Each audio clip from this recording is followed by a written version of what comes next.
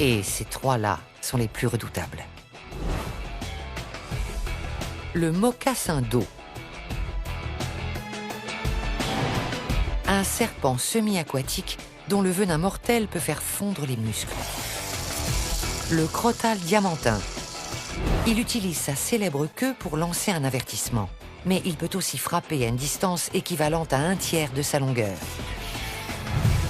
Et le mocassin à tête cuivrée, l'un des serpents venimeux les plus courants aux États-Unis. Ce crotale y est responsable d'1/4 des morsures. Mais ces trois espèces venimeuses sont-elles vraiment si féroces? L'herpétologiste Jesus Rivas n'en est pas si sûr. Les serpents ont mauvaise réputation dans de nombreuses cultures. En général, on les considère comme des créatures vicieuses, méchantes, cruelles et malfaisantes. Moi, j'aimerais connaître la véritable nature du comportement des crotales. Salut, comment ça va?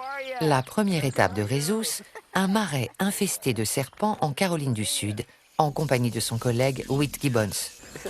Cachette idéale, hein? Et un habitat parfait pour le mocassin d'eau. Il ne tarde pas à en trouver un. Un gros? Il est beau? Ils sont tous beaux. Mais il n'a pas l'air de vouloir attaquer. Vous avez vu? Sa première réaction? S'enfuir. Même quand on lui marche dessus. Il a la bouche ouverte, mais il ne mord pas.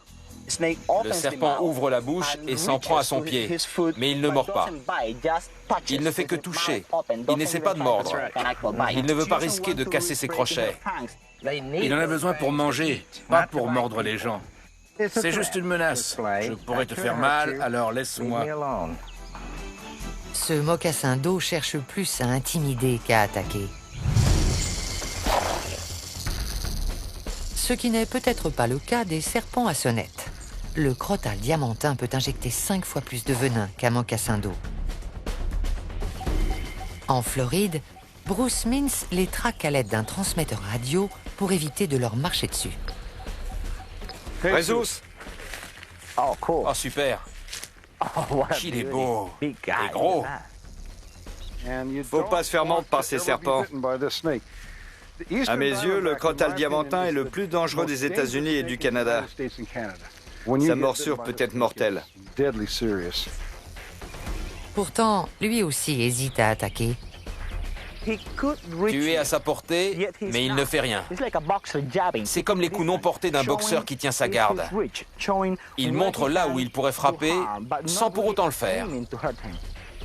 Manifestement, le crotale diamantin est plus passif qu'agressif. Et ce n'est pas ce chasseur de serpents amateur qui prêchera le contraire. Il y en a peut-être un, là.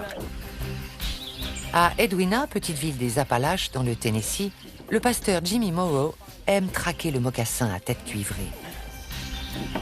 Ici, c'est l'endroit où j'ai vu le plus de serpents, dont des mocassins à tête cuivrée. Bingo!